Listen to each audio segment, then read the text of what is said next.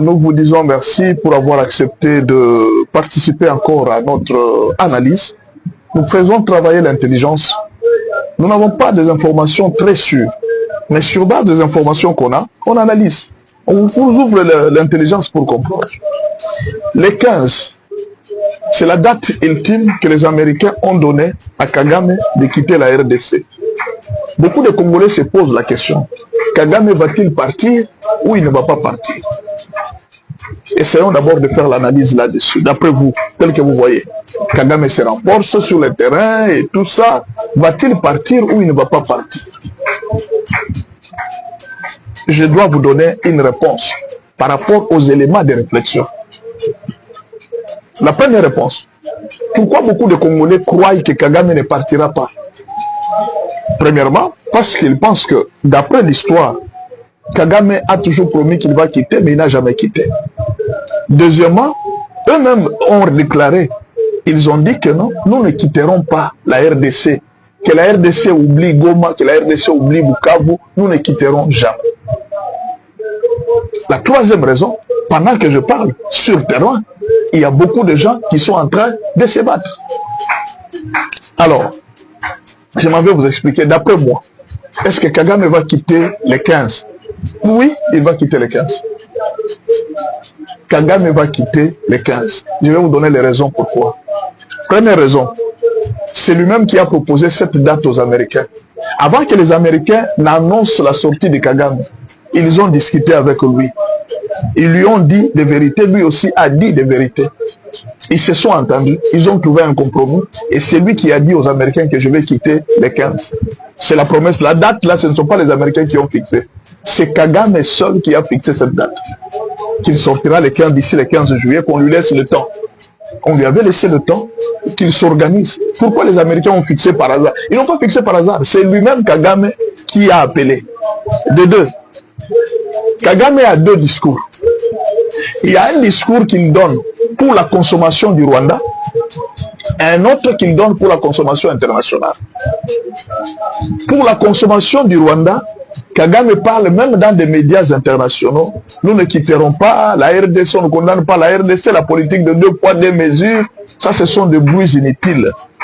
En secret, Kagame parle avec les Américains, il parle, il supplie. C'est comme ça que Kagame agit. Il peut vous montrer la journée qu'il est très en colère, qu'il est fâché la nuit, il va supplier. On appelle ça les Ubwenge. Si vous ne comprenez pas les Ubwenge, c'est ça les Ubwenge. C'est-à-dire la nuit, je te montre que je suis fort, je te montre que je suis capable, mais la journée, je te montre que je suis fort, tu ne peux pas jouer avec moi, mais de l'autre côté, je suis en train de supplier.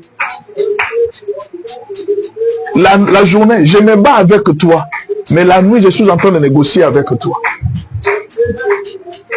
Kagame est en train de faire parfois des transactions. Il a fait plusieurs transactions pour qu'il rencontre Félix Tshisekedi en personne, qu'il puisse parler à deux. Félix lui avait déjà dit non.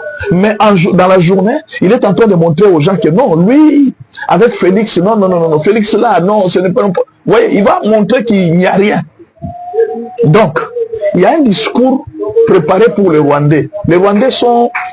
Bon, vous savez, le taux d'analphabétisme au Rwanda est très élevé. Hein. Et de deux, il y a une grande répression. Beaucoup de Rwandais ne sont pas bien informés de la situation même propre de leur propre pays. Parce qu'on a réprimé tellement les médias. Les médias sont tellement censurés que beaucoup de Rwandais ne sont pas informés de ce qui se passe au pays. Beaucoup de Rwandais n'ont pas Internet. Beaucoup de Rwandais n'ont pas de téléphone, n'ont pas la facilité d'avoir des téléphones comme les Congolais. Beaucoup de Rwandais, vraiment. Alors, beaucoup de Rwandais ne sont pas informés. Ils ne sont informés que par la chaîne nationale. Alors, qu'est-ce qu'il fait dans cette chaîne nationale? On leur bombarde chaque jour des discours pour dire que non, Tshisekedi va récapituler bientôt. Kagame, Kabila va remplacer bientôt Tshisekedi. Sur le terrain, nous avons déjà conquis beaucoup de terrains et bientôt là nous allons arriver à Kalemi, à Lubumbashi. Ils sont en train de programmer et ça c'est l'information qu'ils donnent à leur peuple. Que Félix Tshisekedi d'ailleurs, comme vous voyez là, il est parti aux États-Unis et on l'a convoqué d'urgence parce que les Américains sont fâchés contre Félix Tshisekedi. Ce sont des informations qu'on leur donne et d'ailleurs, ce sont ces informations que plusieurs médias congolais de l'autre côté sont en train de relayer. Il faut croire aussi à plusieurs Congolais que non, voilà, Tshisekedi est là, il a des problèmes très sérieux avec les Américains sont très fâchés, bientôt on va les faire partir, d'ailleurs les Américains ont dit que c'est fini pour Félix, nous on continue avec Kagame, vous voyez d'ailleurs vous-même, vous avez vu ici, ils ont fait l'accord de quoi? L'accord de quoi? Avec l'uranium, vous voyez, Kagame pèse toujours au niveau des États-Unis. Ce sont des informations qu'on relaye au Rwanda, et avec les médias comme de Pero Luara et les autres, tout ça, ils relaient ces informations-là. Et la population est dans l'espoir, espérant que d'ici là, Kagame, nous allons reconquérir le pouvoir. En 2028, Félix Tshisekedi va partir. Il n'y aura pas de référendum. Ne vous en faites pas. Tout ce que Félix fait là, c'est une formalité. Vous voyez, Félix, maintenant, il est devenu faible. Il commence à supplier les opposants. Ils sont à part. Oui, ce sont des informations qui sont en train de relayer sur le terrain. Pendant que vous êtes en train de savoir que les Rwandais sont à point zéro. Et là-bas, au Rwanda, on leur dit peut-être qu'ils sont déjà arrivés à Ouvira, qu'ils vont peut-être bientôt prendre Kalemi. Et les gens croient. Il y a une information qu'on ne donne pas pour la communauté, pour vous. On donne ça pour tromper aux Rwandais. C'est-à-dire, pour les Rwandais, Kagame c'est un modèle. C'est une armée infatigable, c'est une armée invincible. On ne peut pas vaincre l'armée de Kagame. Mais Kagame ne leur a jamais dit que certaines victoires de la guerre qu'il appelle la guerre, il les a obtenues à cause de la corruption et à cause de l'infiltration.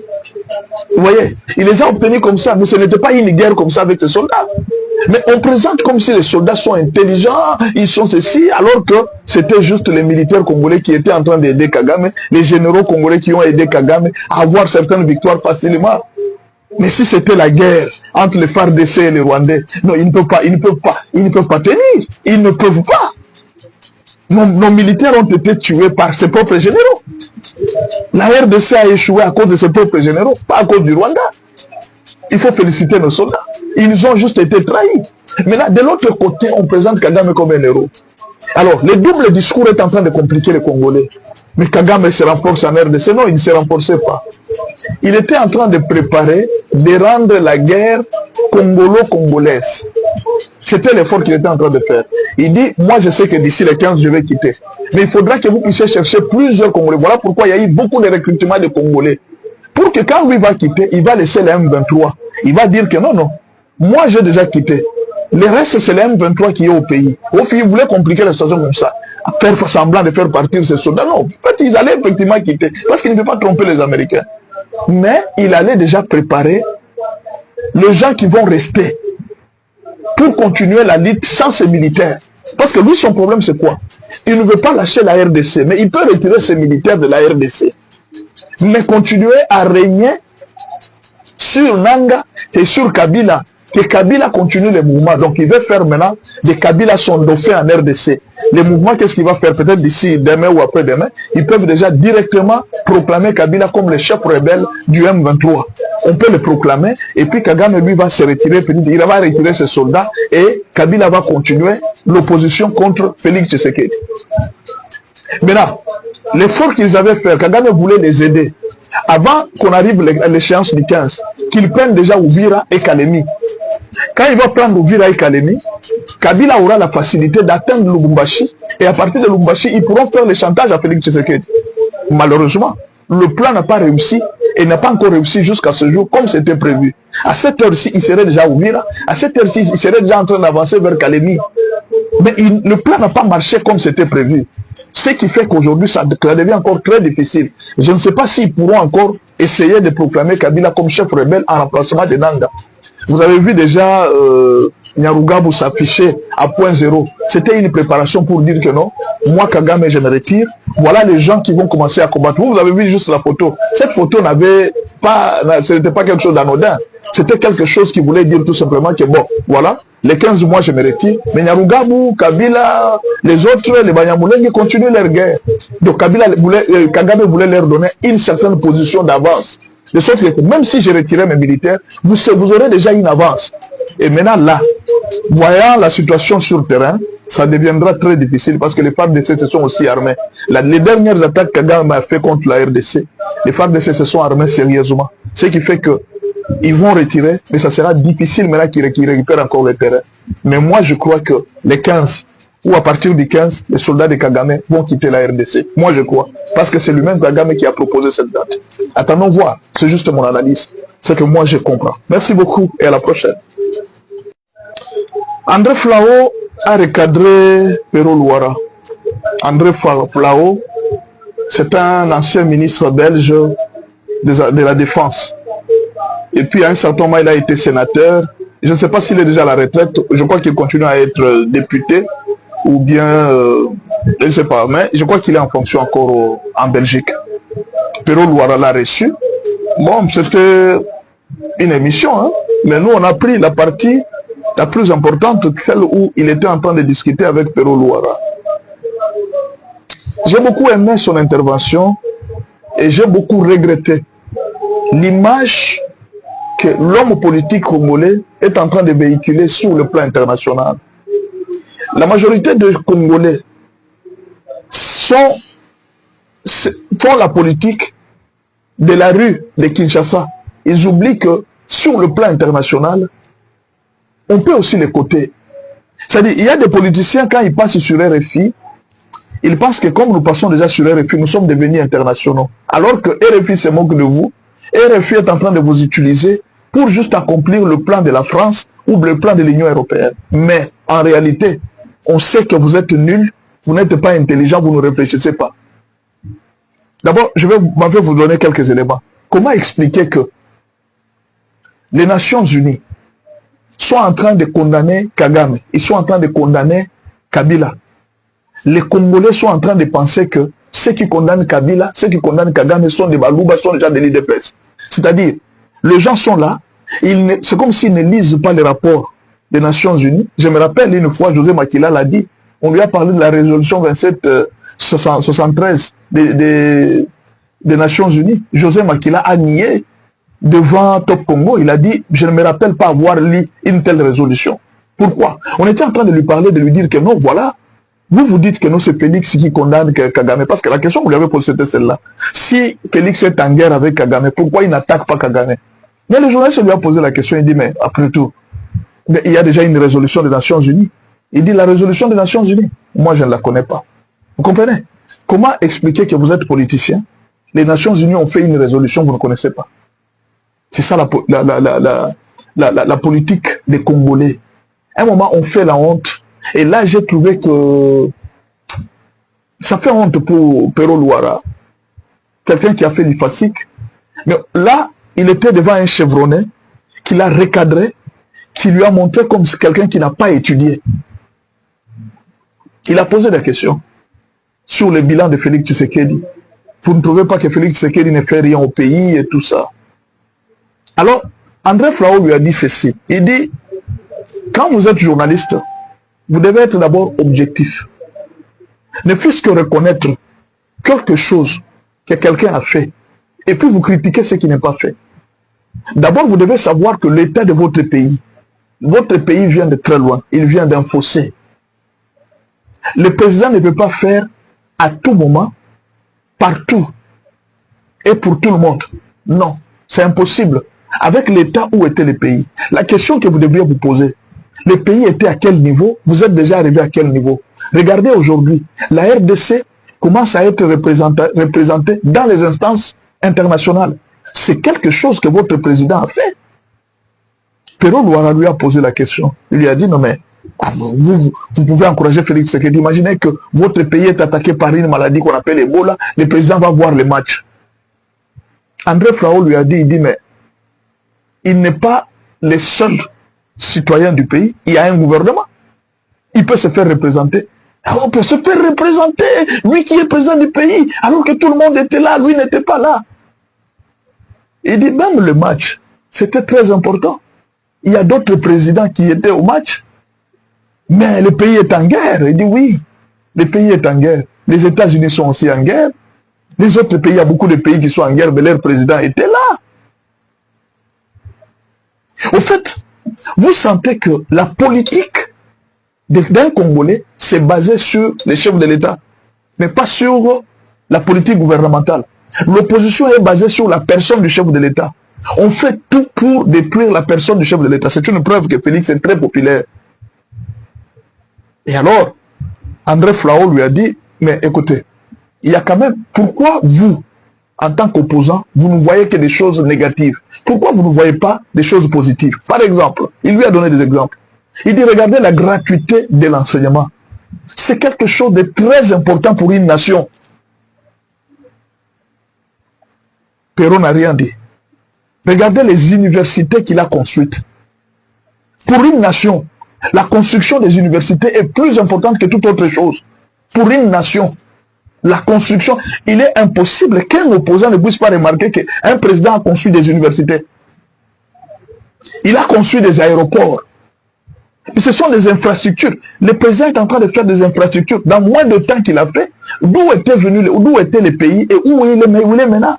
Le pays vient de faire beaucoup d'infrastructures. Il a construit des aéroports. Ce qui m'a fait très mal, c'est quand Perrault Louara a dit, je ne connais pas, moi je suis au Congo, je ne connais pas un seul aéroport que le président Félix Tshisekedi a construit. Ça, c'est trop grave. C'est trop grave.